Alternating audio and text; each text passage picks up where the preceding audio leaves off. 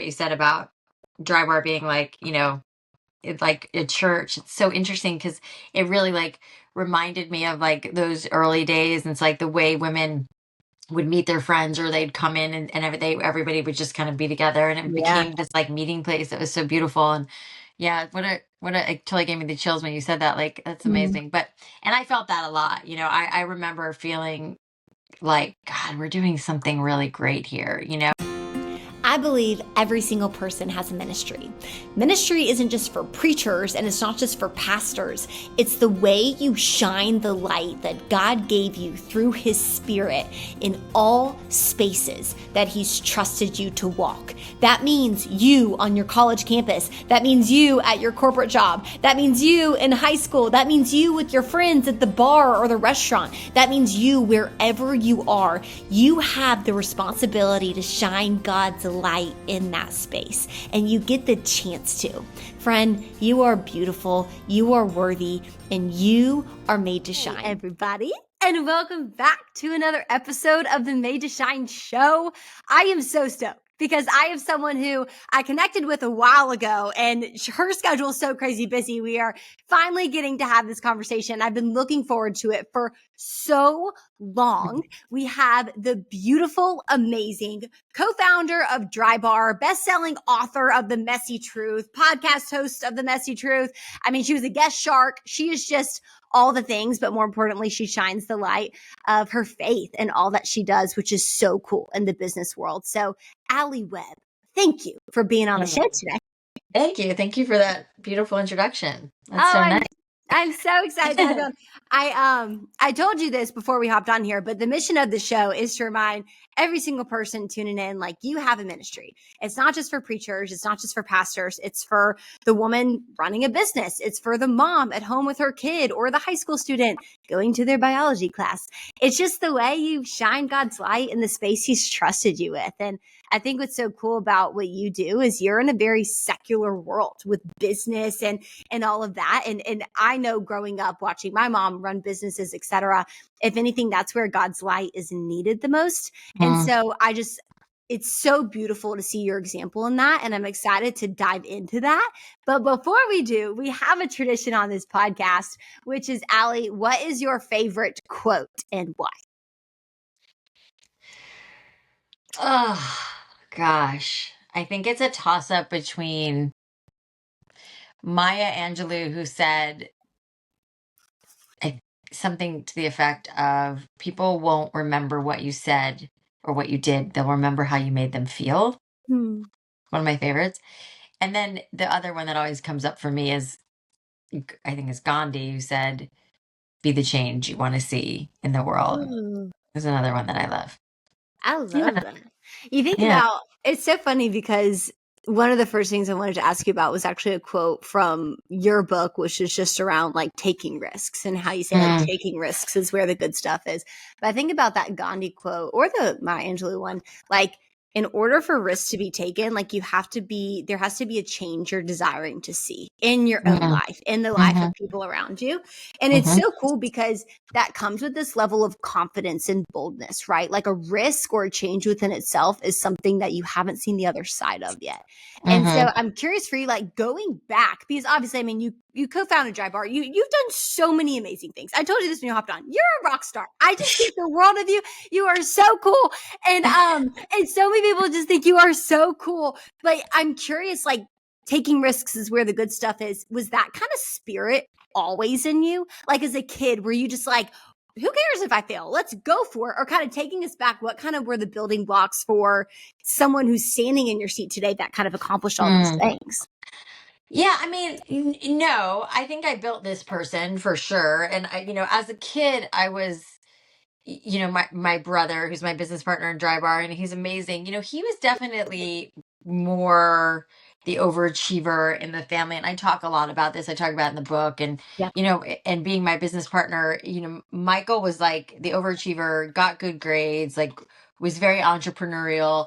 And I was pretty like kind of just watching, and he got in trouble a lot too, which I didn't. I was just kind of a wallflower as a kid, kind of just watching it all go by, which was interesting because you wouldn't think that about me knowing me now. But I think it took me a while to come into my own and to like become the person that I have, which I think largely happened with the inception of Drybar, because I think that it just was like, I mean, totally meant to be. And, I was always obsessed with hair when I was a kid, and I was always trying to figure out how to like get which is funny now because I embrace my natural hair so much more now, which is a whole other story. But Is that your natural hair? yeah, pretty It's much. I mean, beautiful. it's manipulated a little bit, but yeah, which is a whole other like thing that I'm secretly working on right now, which you'll hear about next year. But back then as a kid, I didn't know what to do with my hair, and so my hair was always like a kind of a harder spot for me to understand. And it really, I think, what started my fascination with hair, and which ultimately led to becoming a hairstylist, which then ultimately led to blowouts and Drybar and whatever. But yeah, no, I was not. But I was always a confident kid, and I think that because I had great parents and who were like, "Yeah, go do whatever you want, and we'll support no matter what," and all of that. So, and my parents were entrepreneurial, so I grew up in an entrepreneurial environment too. So I think it was like always embedded in me, but. I was like very happy to go work for other people. Like my first job was at 16 at like an express. Like it was like I worked in retail because my parents were in retail, and that was like what I did. But it wasn't until later and starting Drybar that I really came into my I almost want to say power of like feeling like this thing that was my idea, which was a fluke of an idea, resonated with women and people, and it was like, and it became this big phenomenon, and was like, holy shit, like Yeah. wow, it was also so shocking, especially to my family. It was like, really, Allie? It was like kind of that kind of thing, which was a little bit like I felt a little bit like an underdog, and Yeah. kind of an unexpected success story and all of that stuff. But yeah, so I think we started Drybar when I was 35, and so I think before that I'd gotten married, had kids, and really relished being a mom, and then decided that I wanted to do more and work, and um so it was obviously, like I said, I think it happened exactly the way it was supposed to, but it wasn't. I wasn't like a little. I don't know if you're too old or too young to know this reference of Michael P. Keaton. There was a show called Family Ties when I was a kid. Yeah, you're so young. There was a show called Family Ties, which Michael J. Fox. I don't even know if you know who Yeah, he is. yeah, I know Michael. I know. Yeah. Yeah, I mean, he was an amazing actor, and there was a show, and he was the overachiever, just like my brother is, and it's just so funny. But yeah, no, I was a pretty like quiet kid and just came into my own much later in life. I think what's so cool about that though is like to be someone who's a little bit more quiet, a little bit more reserved, you get really good at observation. Like Yeah, maybe. Yeah. you get really good at kind of cueing into your environment and the surroundings. And I think what's so powerful too is your success idea, like the idea that just blew up was you being willing to look at something that initially was kind of a vulnerability. Like you didn't Yeah. know what to do with your hair. One could consider that an insecurity or something that you wouldn't think of as like, I'm showcasing this. I'm proud of this. It's more like a question mark. And it just makes me think of how many times we're missing out on the opportunities God is calling us to serve into because we don't want to look at the things that we're not 1,100% confident in or don't have figured out. You know what I mean? And I think that's just so the nature of like even in the Bible when like Jesus shows his scars to Thomas, it's like, no, like I'm willing to show you my scars. I'm willing to show the hard things I've been through or whatever, so you may too believe. And so Yeah. in our life, I think the things we're called to, it's like looking inside of us what we're struggling with. And that's the answer for probably so many more people that are Yeah. also struggling with that. And so I'm curious for you, like growing up, you grew up in this entrepreneurial family. You had your brother, you guys had this amazing idea. Where did kind of faith play into this? Like, what's your story with faith and knowing God? How did that kind of work out growing up? Well, it's funny that you said that at that exact moment because my son walked in, who's 19, and and how I would answer this if he wasn't standing right here is like a lot of comes from my son. But I mean, it's an interesting story. I mean, and I was just telling somebody how somebody asked me the other day if I was Christian, and I was like, well, I don't know. Like, my parents were Jewish. I go to church now. I have a tattoo of a cross. Like, I'm a fan of Jesus. I'm like, but I don't know. I don't know that I need to define who, you know. So Mhm. I always find that an odd question when people are like even on my Instagram I wear a cross and people are like, why are you wearing a cross? Aren't you Jewish? And I'm like, well, why is it like any of your business of like what Mm, it's just not that, and maybe not why isn't it any of your business, but it's just like it feels very personal to me, and I'm on my own. I would call it a spiritual yeah, path, you know, and yeah. I've always believed in God, but I've always had uh I don't know, some I guess skepticism around Mm, what that means, you know, and it yeah. wasn't until I started going, my son just came in and he was changing, so I moved the camera. Anyways, um but I've always had like, you know, a healthy kind of skepticism with faith and like organized religion, because I have found it like, I'm sure I'm not alone in this, like Yeah. it can be a divider. It often it's Mhm, like the most divisive thing around, right? So mhm, it's like I also don't, I'm careful to even, it's like politics, like you can only say so much mm, without like alienating. And so I'm cognizant of that as like I'm a yeah, semi public person or yeah. personality, but I mean, and so for me it comes down to like I I'm open to all of it, you know, and I feel like, you know, I grew up, I get, you know, in a Jewish household, but my parents were, it was more culturally, I think, Jewish. And I just never really learned much about Judaism. And the only reason that I even started to learn about God and Jesus and all of that is because um, my ex-husband was worked at Mosaic, which is the church that we go to. Do you go to Mosaic? Are you in LA? I'm in No. Okay. Atlanta. You're in No, Atlanta. but Okay. I have lots of friends that love Yeah. mosaic. Yeah. Yeah. And he introduced us to Mosaic. And you know, and I was skeptical at first. I was like, I don't Mhm. know, I don't want to go to church. And like I had this like kind of idea in my mind of what church was. And Yeah. Mosaic is just really not that, not anything that I've seen like on TV and whatever. And or as you know, Irvin McManus Yeah. he's just, I think he's actually one of the most prolific speakers of our Mhm, time. Like he's just amazing. And the mhm, way he, you know, he definitely like connects the Bible and, you know, verses and whatever mhm. to real life. And it's just, he's just so, I don't know. I'm just, I'm enamored with him. I think he's so Yeah. brilliant and smart Yeah. and well spoken and passionate. And you can't help but love what Mhm, he says. At least that's how I mhm. feel. And so I think that's where it started to come up for me. And then my son also got, you know, uh, discovered a real love of Mm, God and Jesus too. He's got like Bible verses tattoos on him, amazing. and you know, Yeah. we're just and you know, you know, he was studying theology in school, and I think that, you know, you also want to connect with your kids, Yeah. and you you know, I look at things that my kids are interested in because it's, you know, it's obviously they're the most important people to me. So Yeah. it's kind of like a roundabout way, you know, that I have found Mhm, my way into it, and again,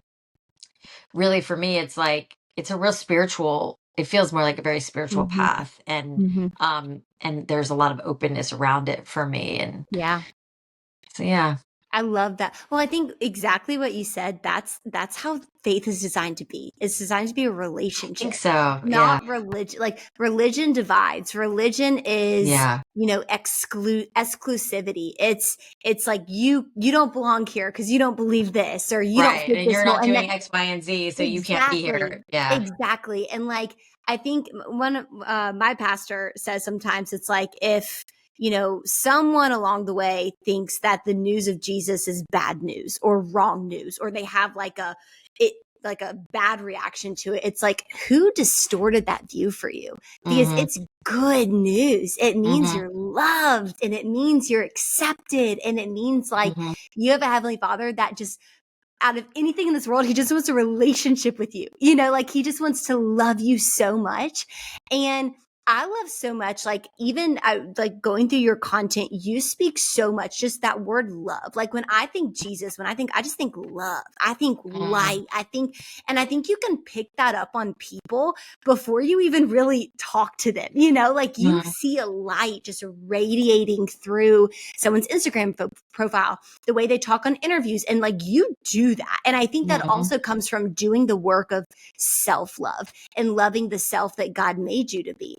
And I want to talk to you about like something that's been really interesting in my own life in regards to like building things or creating things. It's, working from a place of love and love for yourself versus working for it, like working to achieve your way to love, to being good enough. And you talk, I feel like, so much about in your content around like working from love, like knowing you're accepted, knowing you're good enough, knowing these things and coming at it from that standpoint. So I'm curious, like in your progression, founding Drybar and everything you've created since, what is kind of that relationship and dance looked like in regards to working from a place of knowing you're already loved and it's the overflow versus trying to achieve your way there with accomplishments? Yeah, no, it's an interesting frame. And I don't know, I've even thought about it like that, but I do think that I would agree. Like, I think that even with Drybar, I mean, the thing that was so interesting and impactful about Drybar is that it was so much about like helping women, feel their best self. And I think that's why I always felt like that's why the business worked. It was like, and there were so many aspects of that we practiced at Drybar. It was like, for me, I was like always so particular about the way a woman was greeted when she walked in. Like I wanted her to be like really welcomed into the space. And that's just like because that's what I would want. Like that's what back to your point about feeling loved and accepted. And again, I never thought about it and how you put it, which I love, but I was like, I used to tell our receptionist, or we called them bartenders. But I was like, when somebody walks in, treat them like it's your mom or your best friend. Like, how would you talk to them? You'd be like so excited and happy to see them, and you'd be glowing and lit up. Like, that's how I want you to greet anybody who walks in the door. That was always my directive to our our receptionist, because I wanted to create that kind of environment. And then, you take then the next step with that is like, now it's a very intimate thing. Like you're washing someone's hair, you're touching their hair. That's, that's a physical thing. So, it's important to make that person feel really loved and taken care of, is really the directive again. And yes, that does not only make the client feel good. Chances are, I mean, we're running a business at the end of the day, and people want to make money. It's like, if you're genuinely being accommodating and helpful and kind to a client, she's probably going to tip you more, because she feels really taken care of. And that's a really great way for her to say, hey, I really appreciate this really great service. And we were in the service industry. And again, I think that goes back to my early days of watching my parents, who were entrepreneurs, and the way that they bent over backwards for customers. And I talk about this a lot. My parents had like these little old lady clothing shops, which was like, their average client was like, 65 to 85 years old. So older and sometimes grumpy and crotchety. And I remember my mom just being so kind to them, despite them not being super kind to her. And as a kid, I didn't really understand this. And I was like, these women are not nice to you. Why are you so nice to them? And she was like, that we're in the service industry. They pay our bills. Like it's our job and our role to take care of them and make them feel good. And it was just, impeccable customer service. And I think that was really embedded in me and my brother too, because we grew up in that environment. And so it was so natural to us to treat people like that. And you asked about a quote in the beginning, and also I think I remember my mom saying all the time, like, treat people how you want to be treated. And my mom used to say, like, you don't know what somebody else is going through. And I think that always, because when someone's not being like kind or friendly, it's like, I always think like they must be going through something really hard, But, to get back to your question, I mean, I think that was like, I think that everything we did in Drybar came through this lens of like, let's just make people feel really good. And we used to say, we're not selling blowouts, we're selling the happiness and confidence that you get from a great blowout, and that, and I think I think through everything. I mean, even though I'm not going to talk about it yet, but like the thing that I'm working on now, there is a lot of that instilled in it too, which I don't know that I drew the through line that you did, but it is like it is I always come from this place of like making people feel good. You know, it's like Yeah. we called Drybar affordable luxury. It's like it's Yeah. also that same thing. It's like we want to give this service that historically has been very cost prohibitive for the masses. Maybe, celebrities and the 1% were able to get like someone to come to their house and do a Yeah. blowout for $200. That's not most people, right? So Drybar was like, hey, I want to give you this opportunity and this service to have this thing that's going to make you feel good, look good, and be the most confident version of Mhm. yourself, but at a price that you can afford. And that was Yeah. the business model that I thought would work, which luckily did. But yeah, I mean, it all like ultimately came through the filter of like making people feel good, which to your point, at the end of the day, is like about like loving on these women and making them feel really great, which also then was part of like why I think stylists liked working for us. It was like we were giving them an opportunity to build their books and to create a clientele, and then yeah, go leave us, go be a cut and color stylist somewhere else Yes. also. And I remember people working for us being like, I mean, we were training an industry. Like so many stylists will come out of beauty school and they didn't know how to do blowouts, and we would train them.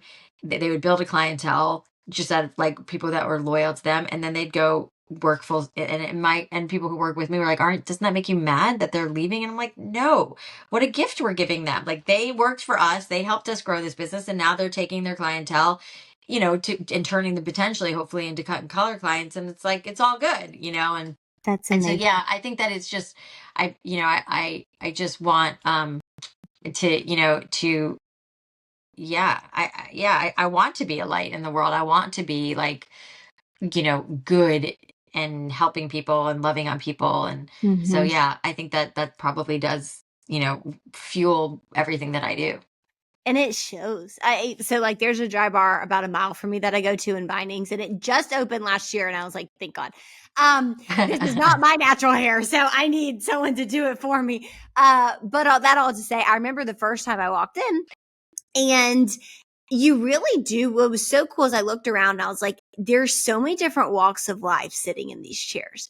There's the woman that's like 70 years old. And then there's me at like 26 walking in, getting ready for a wedding event. And then there's like, a young kid with her mom, who's probably her mom's just like getting a quick blowout. And I was just like, there's so many different walks of life. But the love, like the transferable, tangible love and intention and care and awareness, you feel that when you walk in. And I'm not even kidding you, Alli. When the first time I went, I was like, I feel like this is how a church should be. Like, Mm, I really feel like this is how God meant for the church to be. It's like when mm, you walk in, the people at that church, they should be so excited that you're there. yeah, No matter if you're walking in with cigarette smoke coming from your clothes or whatever you're wearing, like no wherever you were judgment. that night. Exactly. Wherever you were that night, it's like, I'm just so excited you're here. This is the Hmm. best day ever. And what's so cool though is like, that's you doing ministry without even realizing it, just creating a Yeah, space wow, with yeah. people doing hair. Because I think love is ministry. And when someone Mm, like touches my scalp or takes care of my hair with love and with tenderness, it makes me want to give love back to them. And that makes totally. God's heart explode.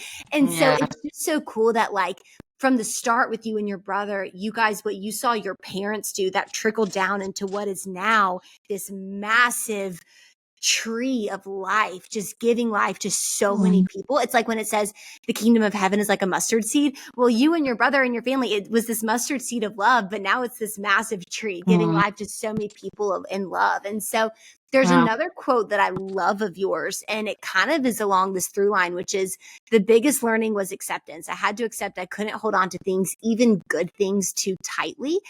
And when you were talking about the service industry and like, and even the Bible says, like, if someone slaps one cheek, give them the other cheek, right? It's like treat others the way you want to be treated or even better. Um, that requires you to not hold on too tightly of what other people think about you or, Hmm. rejection. I think sometimes we think of it with bad connotations, Hmm. but you also said even the good things too tightly. Hmm. So Hmm. talk to me about that in business. Like what are these good and bad things that you found you cannot hold too tightly on to get to where you are? Yeah.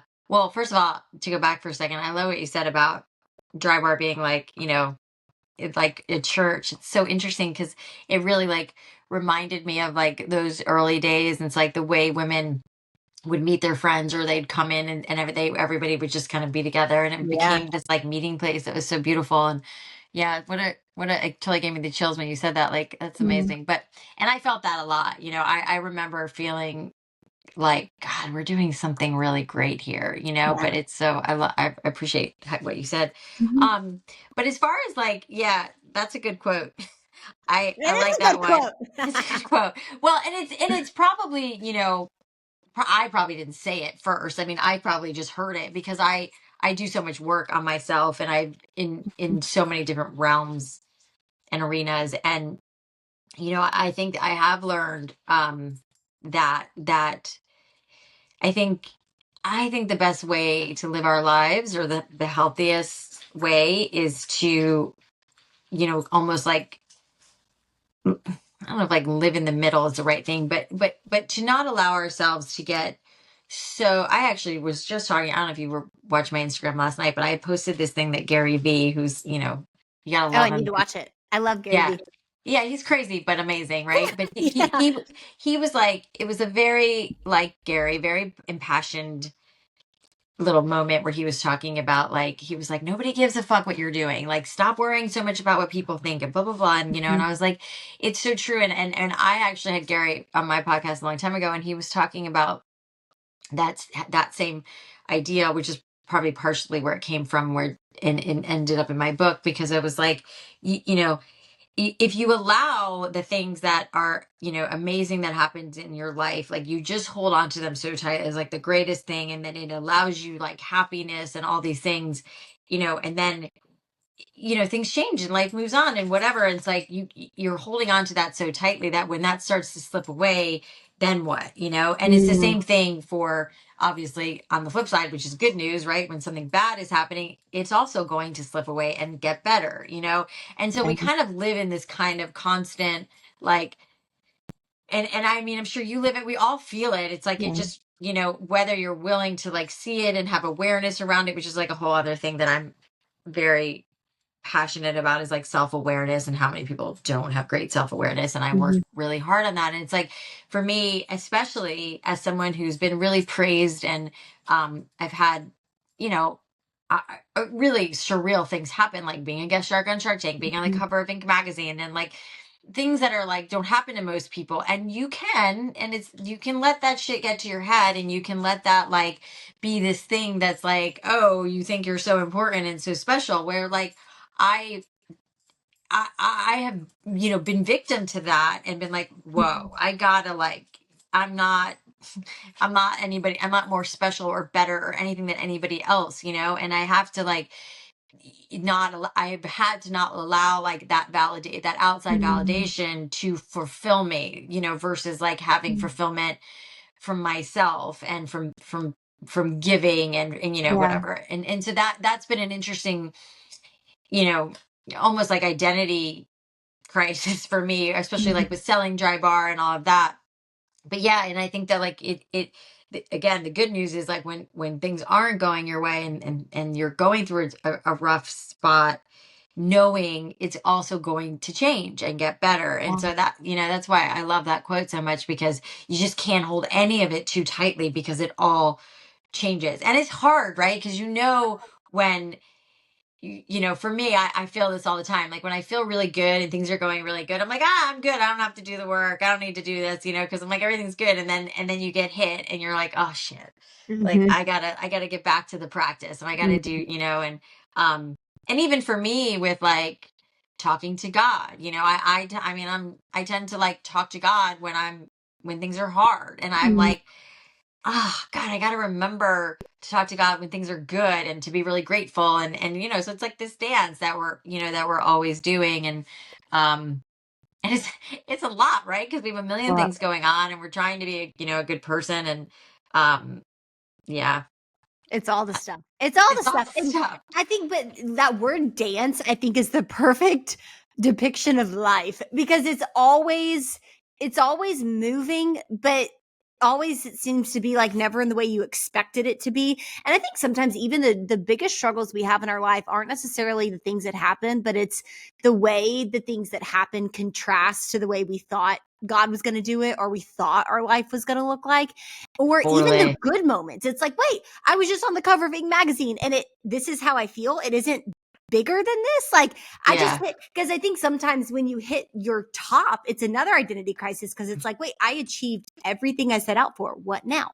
Right? Like, what now? I still sometimes feel not good enough. I thought this was going to fix that. And so I think exactly as you said, it's like not letting the highs get too high and the lows get too low, which is so hard in a world that seems to only celebrate extremes. You know what I mean? totally. And like even on social media, you get the highlight reels, but no one talks about how you also get the lowest of lows. Like people will also post about their worst moments at times. And like, so you don't get any middle moments. You don't get Yeah. any like life's lukewarm right now, which is kind of how we all want it to be, ideally. But I'm curious, not holding on to things too tightly, like what do you hold on to in the highs and in the lows to keep it steady?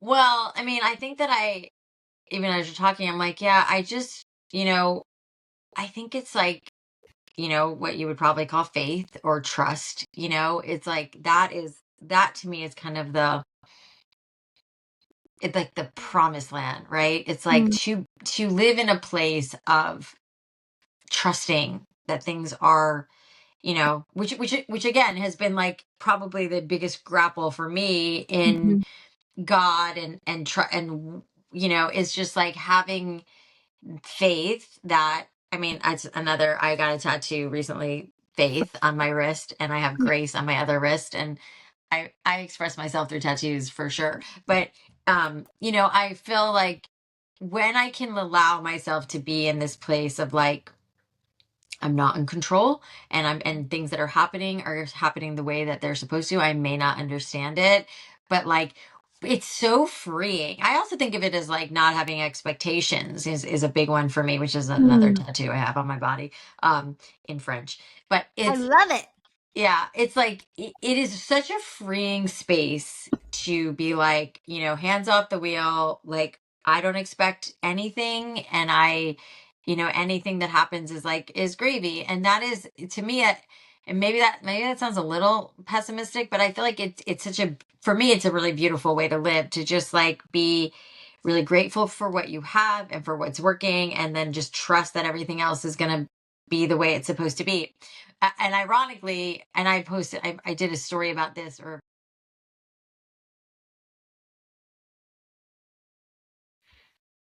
Oh, we're it's still coming good. back. I still got it Okay. going. Okay, good. Um, my trainer, ironically, was a really good friend of mine, and both his parents were pastors, which is like ironic, right? Because it just keeps coming back in my life in so many ways.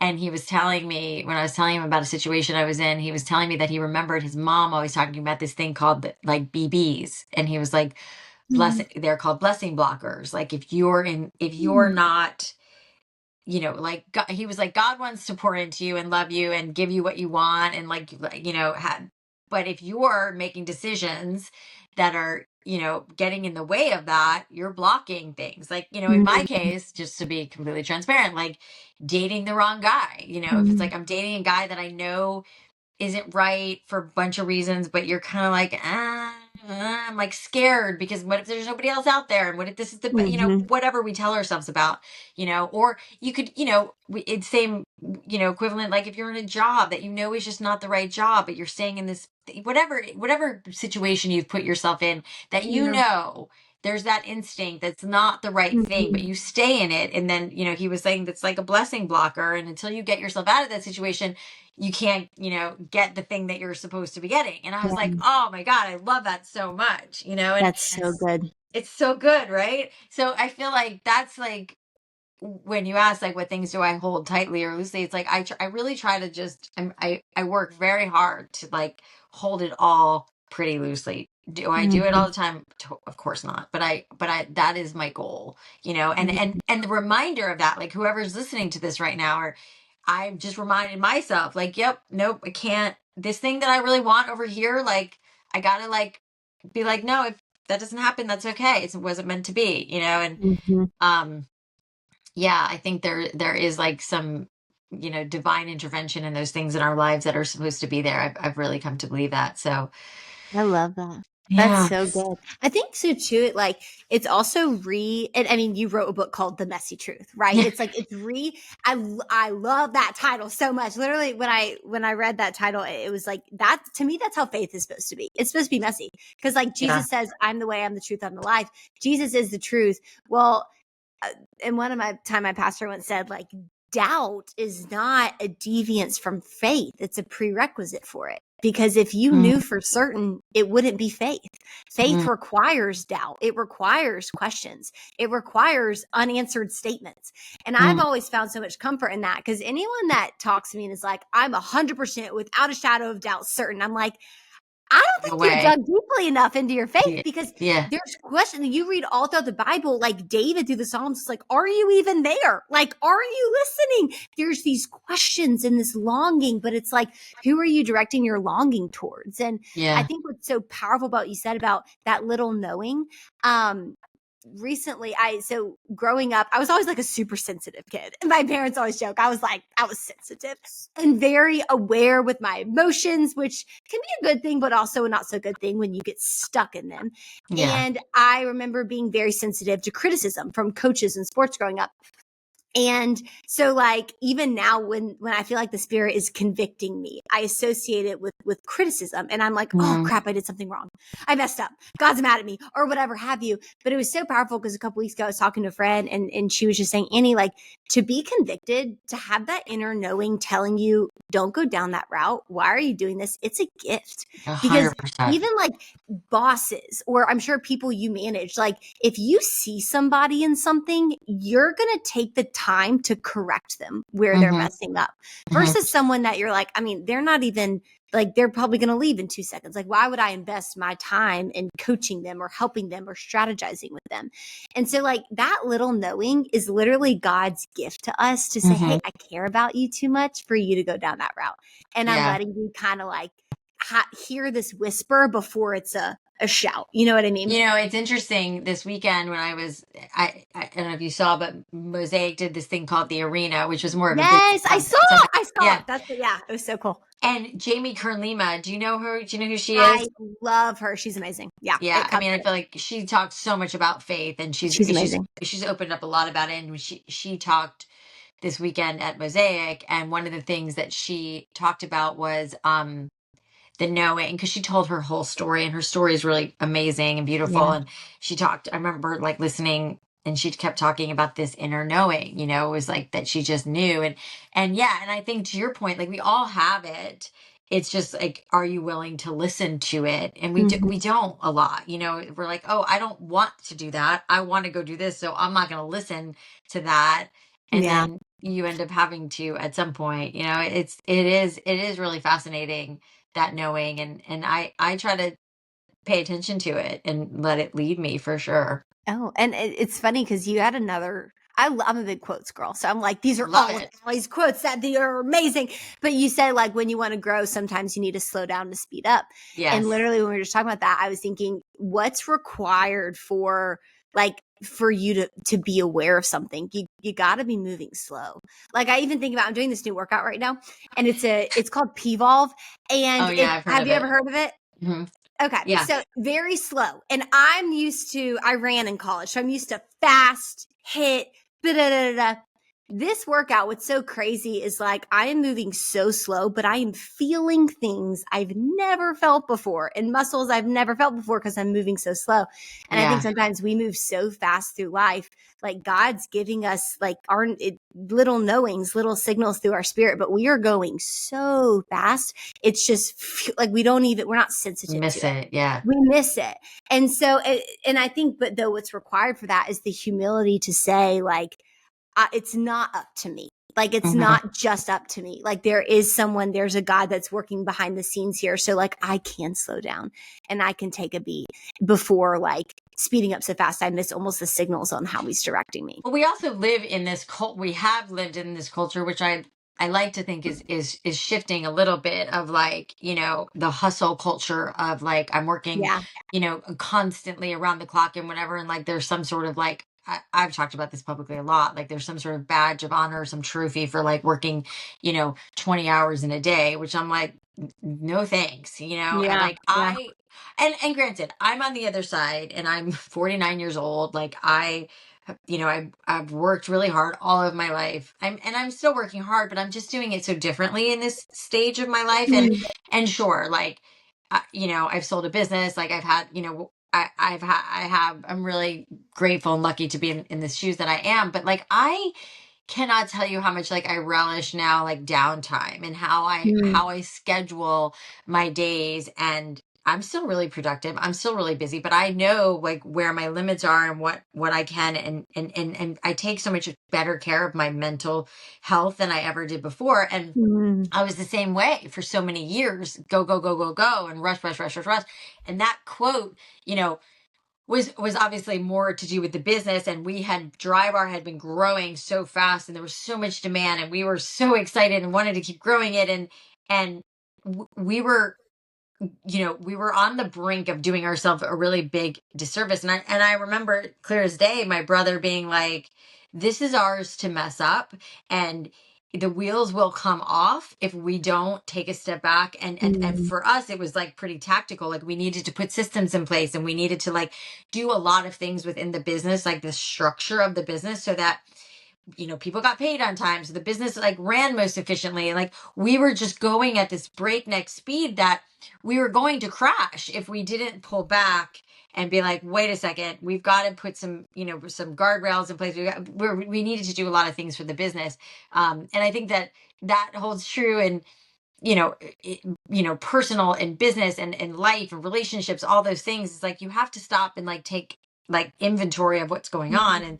And That's good. that's really how that quote originated, because it was such an, I don't know that I would have come up with that on my own. It was really us bringing in this guy John Hefner, who became our CEO, and he was like, you know, what is going on here? Like, this is, you guys cannot keep operating at this pace. It will not work. And I remember being like, oh my God, he's right. Like, we can't keep operating at this pace. Like, we have to take a step back and put some, you know, systems into place. So And good. I think as like, you know, as people, we get ourselves into that too. You know, we're just running so fast and we're not taking the time that we need for ourselves. And that's when we crash and burn. And that's when we get burned out. And that's when we hit rock bottom. And, you know, and sometimes those things are a blessing, right? Because you're like, okay, you are, I'm being forced to stop because I've hit. And that also Yeah. happened to me so much with, you know, and I talk about this in my book where my, you know, my son went into rehab. I got divorced. Mhm. It was like my mom died. Like my whole Mm. world came crashing down. And I mean, if that wasn't a wake up call from God, like I don't know what was. It was Yeah. like, oh, it was like, Allie, you have to stop, you know, and it sent me into some really deep work that I think I really needed to do. And that's happened to me a couple times in my life. And I'm like, okay, I'm good now, like no more, you know, Yeah. which is Yeah. like, who knows what's coming next, you know? But I do think that is a wake up call that we all, you know, that, but I think we can get ahead of it more than like I did, you know, and Mm-mm. you Yeah. can like be like, okay, like the subtle warnings are there. You're just not listening to them until, you know, it really hits you over the head, which, you know, it did for me. Well, and even literally everything you just said around taking a step back, reflecting, creating systems. You should go reread Genesis. Because Mm, a friend mentioned this to me yesterday, but literally yesterday, she was like, Annie, God could have sneezed and the world would be born, but it wasn't. He took 7 days. And at the end of each day, he said, this is good. He reflected on that thing he made that day. And then mm, he took a rest day.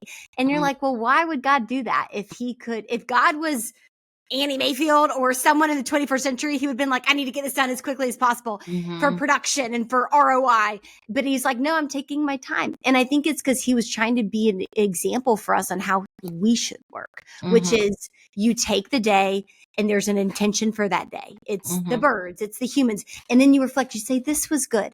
What am I mhm, doing tomorrow? It's like, mhm. it's a framework. It's a I love system. that. There's a cadence to it. I also loved what you said about bringing in that CEO, because someone looks at someone like you or your brother, you're like, y'all are so successful, but you needed help. You needed A another hundred percent. perspective. Yeah. And that's how like the church is designed to be. We're all different body parts. And it's, if the ear looks at the thumb and is like, why can't I be the thumb? It misses out on what the ear is designed to do. Right. And so it's like you bringing your unique perspective, but also having the humility to say, I don't know how to do this. I need to bring like this competition culture. If I win, you lose. If you win, I lose. It's like, this is the perfect example of how like you need other people and perspectives and what they can offer. And so I love that your whole story, like I've just been so connected to it. And it's just, there's so much light in it. And like, even truly like being at that Drybar is like, this is how a church should be. And your whole story, just like bringing people in, the humility, the awareness, the reposturing. It's just so amazing to see for people coming up, building businesses or families, just wanting to build an amazing family or whatever have you. And so Alli, I know we're coming up on time. You've just been such a delight. I'm so grateful for you. And we have a tradition to round out the show. And I think yours will be so special because, you know, you are, I think, just so you're where we all are without us admitting it with our faith, which is like asking questions and figuring it out, which is where we all are, right? There's no such thing as a professional Christian. Only Jesus Christ gets to have that label. All of us, we are just figuring it out. Yeah. I'm curious for you, how would you encourage the person that maybe relates to what you initially said, which was like, I had a lot of skepticism around God. Maybe I got invited to church. I don't know if I want to go. Where would you recommend, what mindset or perspective would you recommend them to have when it comes to just getting to know God? Well, probably the perspective that I would tell people to have on anything is being open. You know, it's just being open. And, you know, I think that, and you know, I don't know if you have kids, but you know, having kids, it's an interesting path when you have children, because we so, as parents, and I think anybody can relate to this, like as being a parent, everybody has parents, right? It's like our parents, uh there's a kind of natural order that I think parents have to, you know, teach their kids, instill things in their kids. And so we I think as parents, and I'm just speaking for myself, like you can take things a little far and be like, I know better. I used to literally say to my kids, like, I know more. I know better. I've been on this planet longer than you. I've learned more than you have. And it was such a detrimental perspective. And I learned that the hard way, watching my, you know, son go through rehab, and like, you know, and you know, he was smoking pot, and he was, you know, starting to get into other drugs, but he was just like, you know, for anybody who says like pot isn't addictive, I beg to differ. It really was for him. And it was really a self-medicating thing. And it's, you know, it was an emotional thing, and it's a long story. But the biggest learning for me is that while he was struggling and before we got him the help that he needed, I was constantly like grandstanding and telling him what he should be doing, what he shouldn't be doing, and why smoking pot is so bad, and he's going to ruin his life, and blah, blah, all the things I said, because they were very true and real to me that he needed to hear. But what I learned through the time that Grant was in rehab, and like, as you know, talking to, you know, in group therapy and all, and then trying to like go and learn how do you deal with this as a parent, you know, and the biggest thing that I learned, which, you know, I think is really helpful for parents, but just humans in general, is being curious. And so instead of telling my son, I don't think you should do this, and I don't think you should do this, and this is why, and blah, blah, I stopped all of that. And I just started asking questions like, yeah, what's this like for you? Why do you feel that way? What is it? Blah, blah, blah. Any question, and I still do that now to this day. Both of my kids, like, I just ask them questions. I'm not perfect at it, but, and I will say to them, if they're telling me about a situation that happened, like, I just keep asking questions, and I will say, do you want my perspective? Do you want to hear my thoughts? And sometimes they say no. Okay, no problem. It's also like releasing the ego, right? It's like, I'm like, okay, no problem. You don't want to hear what I have to say? It's really okay. I'm not offended. I'm not hurt, you know? And I think the same holds true for, you know, if you are, you know, somebody who's considering, or you're curious about God or whatever, it's like, you know, I think it's just staying open to hearing different perspectives. And that's, like I said, that's really something that I think I've learned from my son, is like, you know, and my older son, he's a seeker, and I love that about him. And he's just a seeker, and he loves to learn about all different things. And he's brought things to me that before that I'm like, my first initial reaction is like, I don't know about that. But I'm like, but let me be open. Let me hear him out. He's obviously my son, so I'm more inclined to listen to him. But I think that is like the holy grail for me, is like having that perspective of, let me just hear this person out and let me be really open and curious. I think that's like the best way to live, and I think that if Right. you're in a, this like internal struggle with God and what to believe, like just stay open. It's just like kind of how we started things out. Like when people, like I said, I'm just open to all of it. I'm very friendly with an amazing rabbi here in town, and I Mm. ask him questions about Judaism all the time too. Like I just want to, I'm a seeker too. I just want to Yeah. learn more and understand more. And I think you don't have to define yourself as like one thing. So I love that. yeah. I love that. My dad once told me when I was little, I'm a question asker, which is fitting because Yeah. I run a podcast, but Yeah. I love to ask questions about everything. Yeah. I love that. And I was definitely the kid that was like, but why? But why? Yeah. But why? And so, but my dad once told me, like when I went into high school and like was, I had this kiddie faith. I went to church with my parents, but then all of a sudden it was like it was real questions. I was having why do you believe that? And I didn't have answers. And I remember telling my dad, I feel guilty for having questions. Like, does that mean I don't believe in God? Like, is God mad at me for questioning Mm, if he's real? And my dad told me, Annie, if God is the God who he says he is not afraid of your questions. He is yeah. bigger than your questions. And so if anything, when you have a question, like in Peter, it says you have to give an account for your faith. Well, to give an account for anything, you have to know about that thing. And to know Mm, about that thing, you have to ask questions. I think my faith grew the most when I started getting into apologetics and I was watching like debates of mm-hmm, atheists and Christians and like rabbis. And like, that's when I dug into the hard questions. Like, is mm, this real? Like, mm-hmm. what is it? What's the hard facts? I want to know the historical facts. I want to know the science facts. And like Yeah, Lee totally. Strobel, shout out to Lee Strobel. He's amazing. He had a lot to do with that. But, I just, I think if you're asking a lot of questions, it's an implication like God's moving in your heart because Yeah, I God totally loves agree with that. tons of questions. So Yeah. Alli, you're amazing. Thank you so much for You're just who amazing. you are. Where can people find you and stalk you like I have the Ah, past you're 3 sweet. weeks? Well, probably right now, in my Instagram, which is just Alli Webb. You've probably seen, I have uh, an online community called the Yeah. Messy Collective for female founders who are, some who are just starting their businesses, some who have multi-million dollar businesses, that it's just like great hub and coaching for me and my founder friends that Yeah. I really love. And it also, as you were talking earlier, I was like, that is another way, that I feel like I'm really trying to pour into women and help women. Mhm. It's a pretty affordable membership, which I initially had it a lot more expensive, and I decided to make it pretty, affordable luxury, so I could, impact more women. And so yeah, that's where to find me right now. Amazing. Well, Alli, Yeah. thank you. Thank you for all you're Thank doing in the you. It world. was You've got amazing. tons of fans from the Made to Shine fam cheering you on with I'm so everything. grateful. Thank you for everything. This was a lovely conversation. And I hope that this blessed you and encouraged you, reminded you that God gave you a unique light, and it is your job to shine it in this world because we need you to. That being said, if you were blessed by this message and you can think of anybody else that also needs this type of encouragement, do me a favor, hit like, hit subscribe, leave me a comment. It helps me out a lot and helps this message that I do believe God gave my heart to share with the world gets out. I hope you have such an amazing rest of your day.